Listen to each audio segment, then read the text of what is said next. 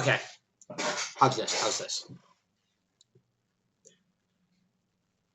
When Kong vs. Godzilla had come out, I had asked some people and friends and family and stuff, and if they had seen the Kong vs. Godzilla movie, and they had said yes. And I said, what did they think about it? And a bunch of them gave me an interesting answer, and that interesting answer was they didn't go to see the Kong vs. Godzilla movie to see the movie. They expected it. They went in not expecting the movie to be any good. They went into the Kong vs. Godzilla movie to see the Kong vs. Godzilla fight. That was all they wanted. They wanted the payoff was the Kong versus Godzilla fight. I understand that. I understand. And I took that mentality into Venom, Let There Be Carnage. Because I was going in not expecting it to be a good movie. I mean, that wasn't even a possibility. So I figured I'll go in to have the setup and the build-up to the Venom versus Carnage fight. I'm going into this movie for the Venom versus Carnage fight. I didn't care about the movie. I didn't care about the stupid jokes. I didn't care about the whatever. So even given that low expectation, I just want to see what the Carnage versus Venom fight's gonna be. So I'm watching it. Did anybody understand who, what was going on? Why what the hell? What was that fight? What the hell was the fight? I don't even know what was going on. I don't even know why it was going on, and I didn't understand how it was going on. I really didn't.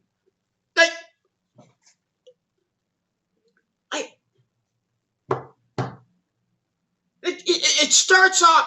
I'm not even going to talk about the movie itself or the story or the plot or the characters because there is none.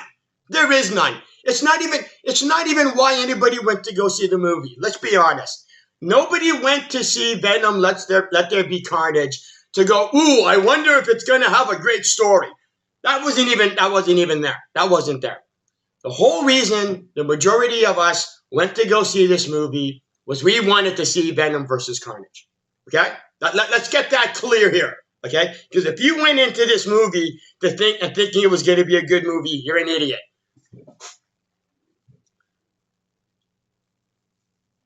Venom sees Carnage and goes, uh-oh, he's red. Okay, what does that mean? What's that? Okay, so he's red. Well, why is that bad? No reason. No, why explain that? Why actually explain why he's... How is he red? How is Carnage red? I understand in the comics why Carnage is red. But in this movie, why is Carnage red? Well, why? No reason. No reason. Just because. The symbiotic relationship between Venom and Eddie Brock, they're compatible. But the symbiotic relationship between Cassius Clay, or whatever his name is, and Carnage, they don't work. Okay, let me see if I get this straight. Venom can leave Eddie Brock's body anytime he wants. I didn't know that. I didn't know Venom could leave Eddie Brock whenever he wanted. And then he leaves. And I'm looking, what the hell's going on? And I'm going, okay, so wait a minute, this is actually going to be an interesting plot element. Because Venom wants to beat up bad guys and eat brains. He's no longer tied to Eddie Brock. He's going to go and, beat up bad guys and eat brains. Goes to a party. He goes to a party because that's what Venom wants to do, apparently now. I'm thinking, okay, like when Venom first left the body and goes out the apartment, and I hear the banging, I swear to God, I thought that was gunfire. It was policemen firing at Venom because Venom is, doing what he wanted to do: eat brains and get bad guys. Pans outside. Venom is punching the motorcycle like a crazy ex-girlfriend, and, and then goes to a party, and then goes to Mrs. Chan and goes, "I need chocolate." I,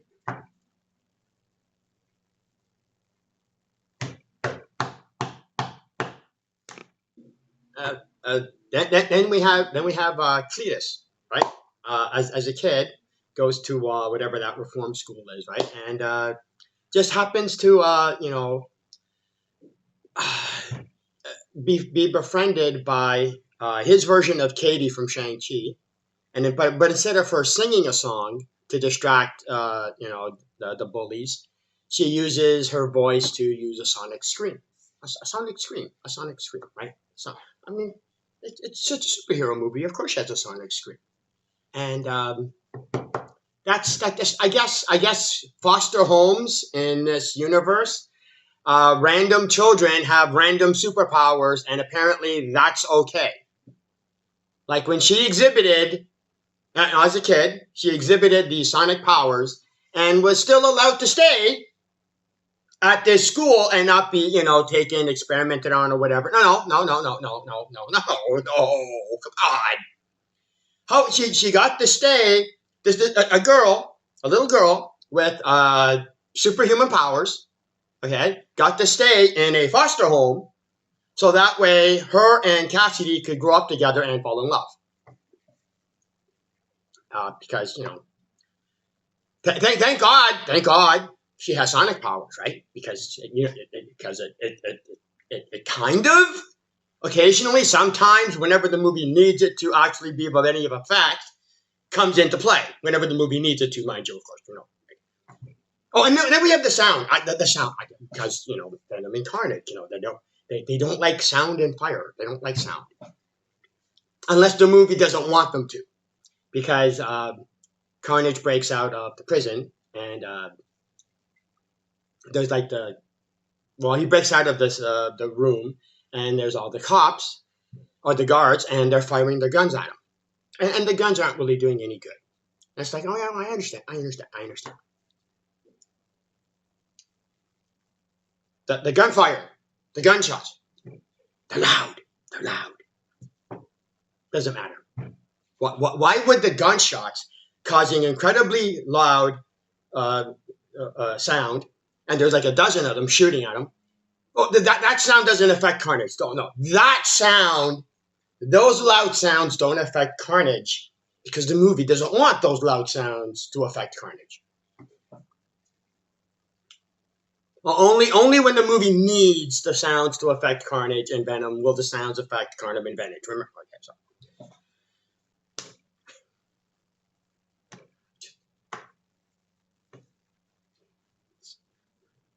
The hell was this movie?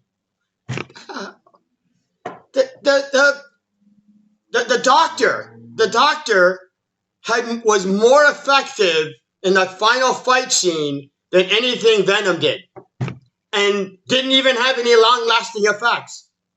Like the doctor, whatever his name is, Dan or whatever, right? He's got the oil and he's got the fire, and it's luckily fire doesn't go up. Like he's got the can, right? He's got the can. It's dripping oil, and he's got a blowtorch. Luckily, luckily fire is only affected by gravity, and fire only goes down. The canister of gas never actually. The fire just never went up. It just the fire only goes down. This.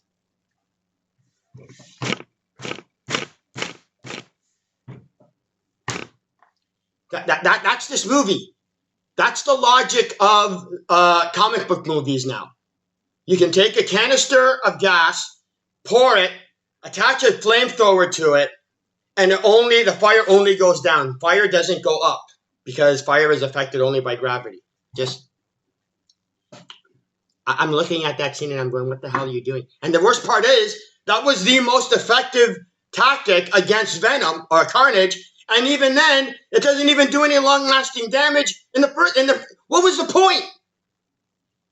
This movie actually had physics go bye-bye for a scene that had absolutely no effect anyway, except being a delaying tactic. It just...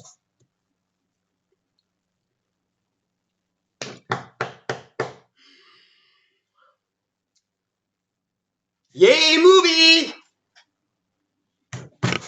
But it was a great costume, though. It's a great costume. Great costume.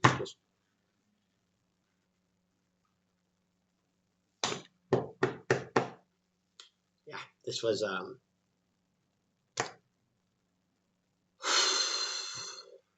typical movie. Typical superhero movie.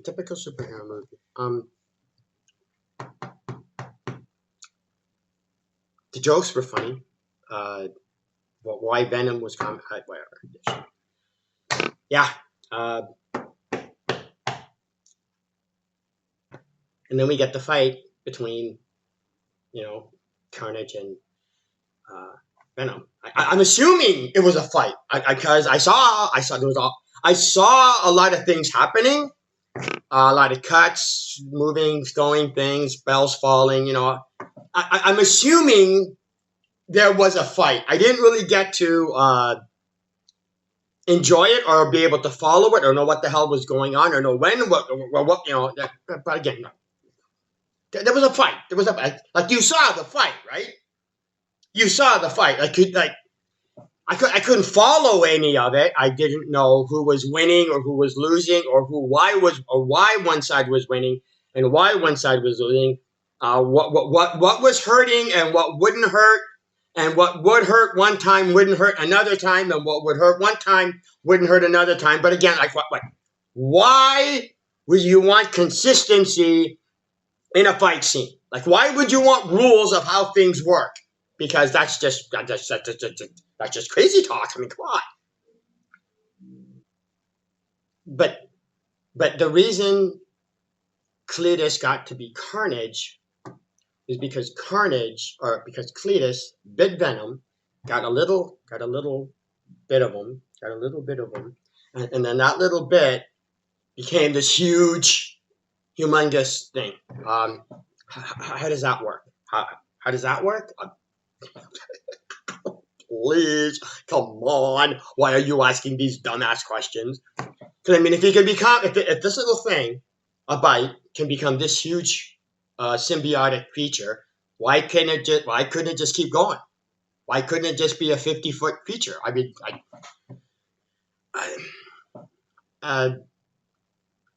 he wanted to kill Eddie Brock because he just wanted him to be his friend, and he wouldn't be his friend. That's why he wants to kill Eddie Brock.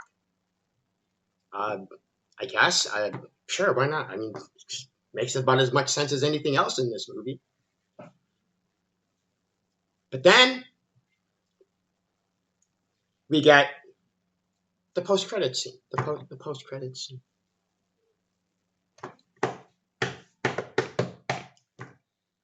How do we get Venom into the MCU? We just have it. We just let it. We just have it be there. We just do because we want to. That's why we're doing it. How? Who gives a shit? Why do you even care? Just see Tom Holland on the TV screen. That's just like what? Why actually make a story out of it? Why make a story out of it? So that way, if you don't see Venom, Let There Be Carnage, if you don't see this movie and all you did was see the MCU movies and you watch the next Spider-Man movie and you see Venom, you're going, how the hell did Venom get there? It's like, well, why would you ask such stupid questions?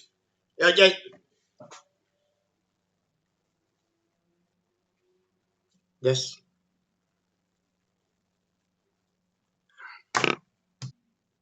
Yeah, I'm done. This.